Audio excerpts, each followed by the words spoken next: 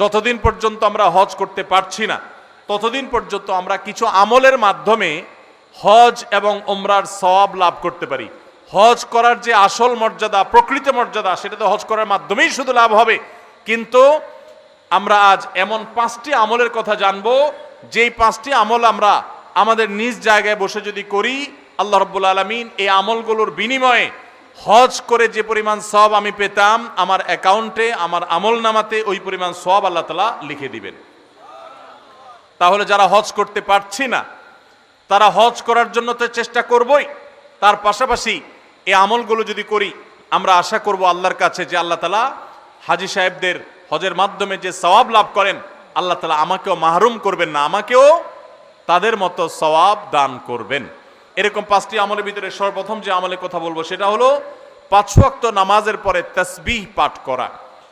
সহিহ ইবনে হিব্বানের হাদিস বর্ণিত হয়েছে, নবী করিম সাল্লাল্লাহু আলাইহি সাল্লামের কাছে এসে একবার দরিদ্র সাহাবীরা, গরিব এবং অভাবী সাহাবীরা অনুযোগ করলেন এবং তারা অনুযোগ করে বললেন, হে আল্লাহর রাসূল, ধনী সাহাবীরা তারা 5 ওয়াক্ত নামাজ পড়ে, রমজানে রোজা রাখে, আবার পাশাপাশি তাদের আর্থিক সচ্ছলতার কারণে দান সাদাকা করে, হজ করে, উমরা করে, জিহাদে আল্লাহর পথে টাকা ব্যয় করে, তারা বিভিন্নভাবে যে আর্থিক ইবাদত করে, আমরা তো গরিব এবং অভাবী হওয়ার কারণে এই সওয়াবগুলো পাই না।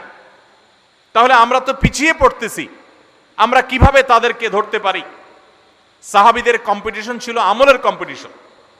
তারা আমাদের মতো দুনিয়াদারিতার কম্পিটিশন করতেন না, তাদের প্রতিযোগিতা ছিল কে কত বেশি নেকামল করে জান্নাতের দিকে অগ্রসর হবে। তো সাহাবীদের এই কথা শুনে প্রিয় নবী সাল্লাল্লাহু আলাইহি সাল্লাম তাদেরকে এই আমলটা শিক্ষা দিয়েছেন এবং বলেছেন, যে ব্যক্তি 5 ওয়াক্ত নামাজের পর 33 বার সুবহানাল্লাহ, 33 বার আলহামদুলিল্লাহ এবং 33 বার আল্লাহু আকবার পড়বে, আল্লাহ রাব্বুল আলামিন ওই ব্যক্তিকে, হজকারী ব্যক্তিরা হজ করে যে সওয়াব লাভ করেন, আল্লাহ তাআলা এই ব্যক্তিকে সেরকম সওয়াব দান করবেন। ধনী সাহাবীরা আর্থিক ইবাদত করে যে সওয়াব লাভ করেন, আল্লাহ তাআলা এই 5 ওয়াক্ত নামাজের পরে এই তাসবিহ পাঠকারীদেরকে একই রকম সওয়াব দান করবেন।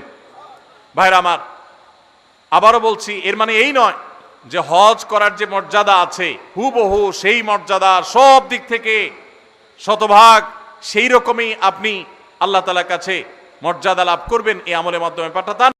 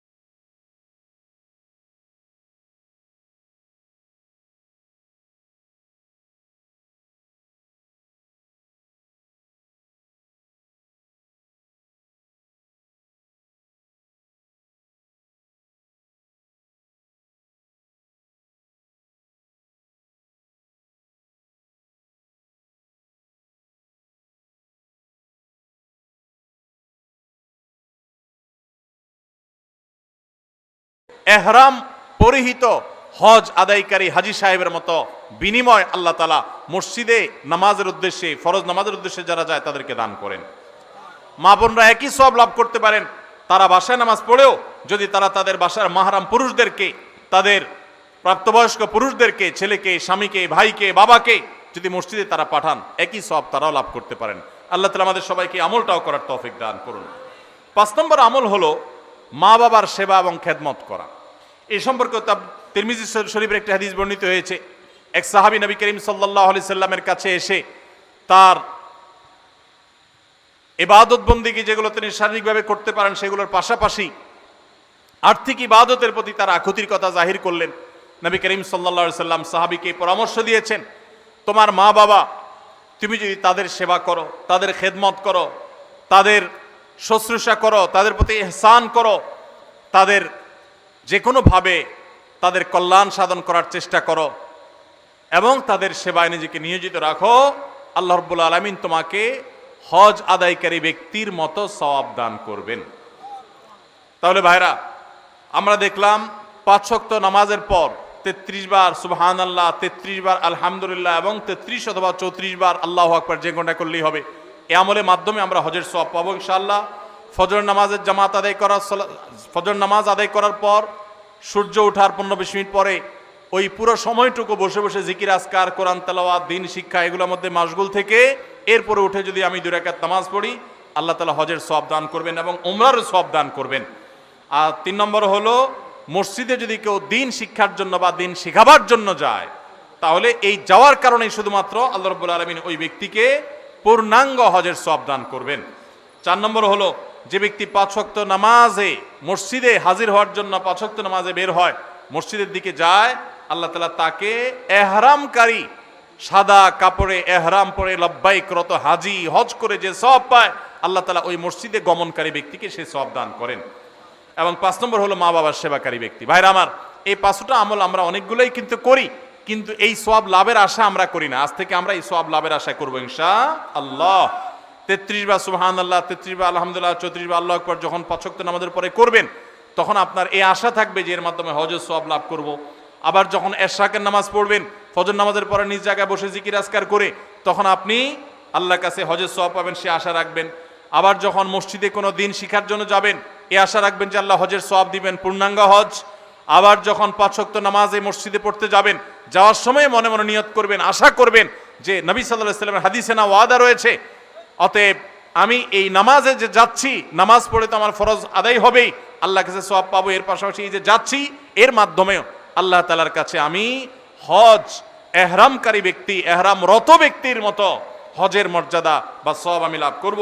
এবং মা বাবার সেবা করার সময় একই নিয়ত করব। আমরা যখন নিয়ত করব এবং এই আমলগুলো এই আশায় করব, আল্লাহ রাব্বুল আলামিন আমাদের সবাইকে দান করবেন ইনশাআল্লাহ। সবাই আমলগুলো করব তো ইনশাআল্লাহ। তাহলে হজ উমরা যারা করতে পারছি না, তারা হজ উমরা করার জন্য সচেষ্ট থাকবই, তার পাশাপাশি এই আমলগুলো করলে হজ উমরা সওয়াব আমরা আশা করব আল্লাহর কাছে। আর মনে রাখবো, এই আমলগুলো করে আপনি হজের সওয়াব পাবেন ঠিক আছে, কিন্তু হজ আদায় করার যে ফরজ আছে, ওই ফরজ আপনার এই আমলগুলো দিয়ে কুলাবে না। ওইগুলোর জন্য অবশ্যই আপনাকে বাইতুল্লাহ গিয়ে হজ আদায় করতে হবে। আল্লাহ তাআলা আমাদের সবাইকে কোরআন এবং হাদিসের সমস্ত নির্দেশগুলো, সমস্ত নিষেধগুলোকে মেনে চলার তৌফিক দান করুন। সবার চেষ্টা করবো তো ইনশাআল্লাহ। পুরো মাহফিলে যত আলোচনা হয়েছে, যত বক্তব্য আমরা শুনেছি, ওলামায়ে কেরামের মুখনিসৃত বক্তব্য, কোরআনের আয়াত থেকে, হাদিসে রাসূল থেকে, আল্লাহ রাব্বুল আলামিন তার সবগুলো আমাদেরকে বাস্তবায়ন করার